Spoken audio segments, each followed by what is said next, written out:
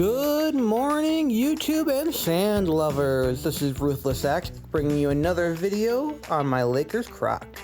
In today's video, I'll be showcasing what we should be looking for in the 8.5 meta when the new starter deck 20 drops. For this first battle, it's going to be against a blue-purple Reiju. I won the token cost and I did not like my first hand, so I mulligan into one of the better hands that I could see. In this position, you could swing in 5 and then either play out the Tamago blocker or the Miss Wednesday blocker. Either one does work well for you. The Tamago, when blocked, it lets you bring out the Hyoko like I do right here. Or the Miss Wednesday blocker lets you ramp a Dawn, being able to go up into your 6th Dawn turn when you should be at 5. I do have the counter power to get out of that swing, but that would leave my hand dangerously low, and for this early in the game, it's just not plausible. So like I said here, I swung in 7 with the Ichiji and then 6 into life. This is another one of those plays where you could have played out the Miss Wednesday instead of the Baron Tamago, and it would have worked just as well. But now in 2 turns, I've used 6 Dong to bring out 2 5 cost characters. It is amazing. Right now, Reiju is going to do Reiju shenanigans with the Porsche, and the one thing I do love is when they undervalue my chickens. As you just saw, they swung into my Hyoko with their Ichiji, and I let it go because just mining 1 Dawn and re-ramping that with my leader, so I go net neutral on Dawn, and able to bring in and keep that character sticky is so good. The general rule for Crocodile is that you tend to sit between 1 to 2 life. I'm not a big fan of that just because I feel that is a little dangerously close for comfort. So I try to stick between 2 life and 3 life, just so that way it gives you that little extra buffer. And a lot of the times with the amount of healing cards I do have, I have been able to go back up to 4 to maybe even 5 life. I decided to put the Black Maria up into his life instead of the Porsche because the Black Maria's ability is whenever you bring out 4 Dawn with the Black Maria, you have to minus all of that back until you're equal with your leader. And I can feel that they're going to do a lot of Dawn minus this turn, so I just don't want them to take full advantage of it. The Reiju player is going to play out the Ichiji, giving negative 2,000 to the near Tori, and then I'm going to counter out of the first one, just so that way they have to swing into him twice, and I don't have to worry about giving too much of my life away. I could have countered to have all 3 of his attacks go into the Niwatori, but I didn't want to have that low in my hand, so I let him take out the Niwatori and then take 1 of my life.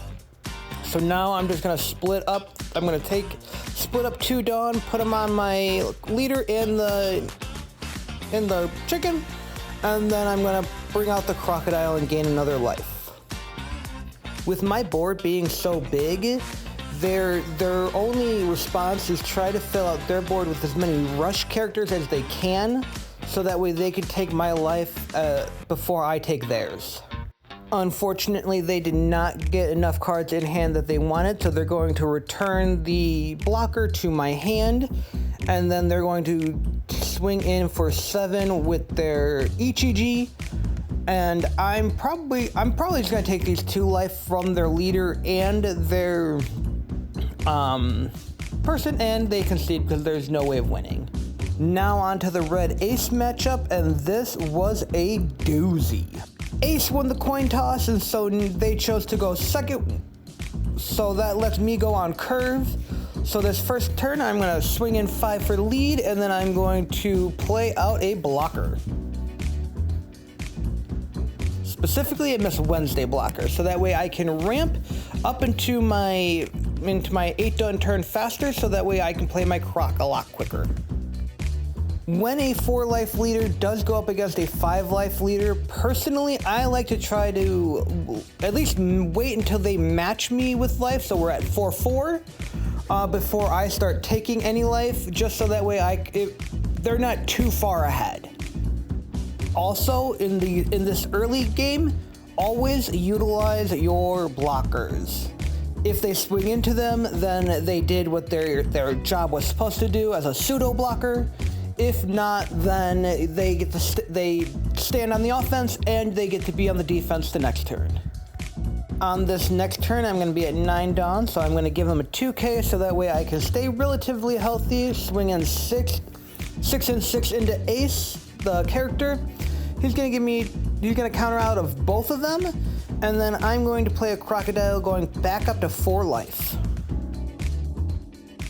Once I pass this turn, the Ace player is going to take some time to think because I'm just going to keep adding that pressure with big body after big body. So they're going to place down the Otama, which is negating 2 to my Crocodile, and then playing out the Flame Emperor to destroy the Crocodile. Now they swing in 9 into leader, giving it double attack, so I take my 2 life because I'm still very healthy. I have a 2K to get out of the second attack, and now I'm at 9 Dawn. So I'm going to swing 6 into Ace, 6 into Ace, and then play out another Crocodile going back up to 3. Currently, I have a slight edge just because I do have a bigger board than he does, but that could all change. As a rush leader, you definitely have all those cards that can take out my board quickly, just like this Rayleigh. He's gonna neg 3,000 to the Kiku and then 2,000 to the Crocodile, and then KOing the Kiku, which triggers the KO effect, giving 1 life to me. And on this turn, my Lin does some work. It lets my opponent trash 2 cards or trash a life. They choose to trash a life, and then I'm going to swing in for a vanilla 5. I don't want them to add too much count or too much Dawn onto their Rayleigh to KO the Crocodile, so I leave it standing, waiting for next turn. Adding pressure to someone does not always equate to swinging at life. Adding pressure could always just look at having that big board to swing at life for the next turn, to make them rethink what they might do for what they're going to do. Luckily, I trigger a beige out of life, making his leader not attack, and so he's giving negative 3,000 to both my Miss Wednesday and my Crocodile, but I take that life, and this is game, because I'm just going to keep swinging bigger and bigger until he takes everything. Any deck that can kind of rush you down in the early game is a hindrance for my deck because I like to play the slow, long game. Up next is going to be a purple Lucy, and they go wild with it. Definitely a lot of combo plays that I wasn't regularly used to seeing, so it's definitely an interesting one. Right here, I could have played out a Sanji just for an extra body on the field, but next turn I want to be able to play out the Hyoko, and I know that anything less than a 7K swing, they're going to counter out of it. Luckily, I did get that Baron Tamago out of life, so now I can put 2 Dawn on my leader, swing 7. They're going to counter out of that, and then I'm going to play out the Baron Tamago, so that way I can block their leader and pull out the Hyoko for free.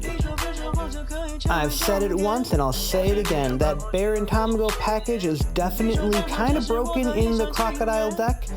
I love how you're able to neg the one and still keep it at the end.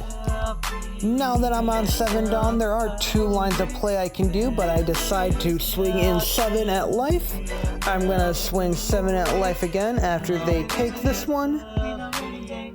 And then I'm going to play out the Kikinojo 4-4. Just kind of filling out my board a little bit more. It's definitely going to feel nice once that 8-drop Crocodile comes down next turn. Currently on my board, I have 2 of the stickiest characters I have because the Hyoko will let me bring out the Niyotori just like it did, and the Kikinojo will gain me life. Most of the time they don't swing into either of them. They did to both, and I did save the Kikinojo. So now I'm trying to go for that Sanji to get it off the board, put a little pressure onto their board. I'm going to swing 5 into life after they've countered out of everything. and then going back up to 4 life. So now the Luffy leader is going to use all of his Dawn to bring out a 9 cost Luffy, minus at least 1, and then giving the Luffy rush and drawing a card. Now he's going to swing 5 into life. I'm going to use the croc ability to ramp a card. He's now going to try to manage my board a little bit, and if I would have played out that Sanji earlier, I probably wouldn't have had it. And it's back over to me. So for my first action, I'm going to play out the Lin Lin so I can put the blocker into life, so that way he has to take a lot of these. He's going to take this, he's going to counter out the first 5k. He's probably going to take this one. I'm going to swing 7 into life, and then with that crocodile, because he does not have enough to counter out of it, I'm going to swing 9 into the Sanji. Now that my board is almost filled and I have big swings coming at him next turn, I've put Luffy into a pickle here. Luffy does have to think a little bit here, but he's going to add 1 to his Luffy character, swing 11 into Crocodile. I'm going to use Crocodile's effect and pick up a 6 Lin. The Luffy leader is going to swing into the Niratori, and I'm going to counter out just so I have the biggest board possible the next turn. Luffy is now going to play out the 5 cost Sangoro. I probably would have kept that in hand just for an extra 1k counter. But here I used the 6 Lin to trash one of his life and swing 7 into life. He can't counter out, and I'm going to swing the rest in with the Lin Lin. Thank you for everyone who stuck around this long. If you could leave a like, comment, and subscribe, that would be greatly appreciated. This is Ruthless Axe, signing off.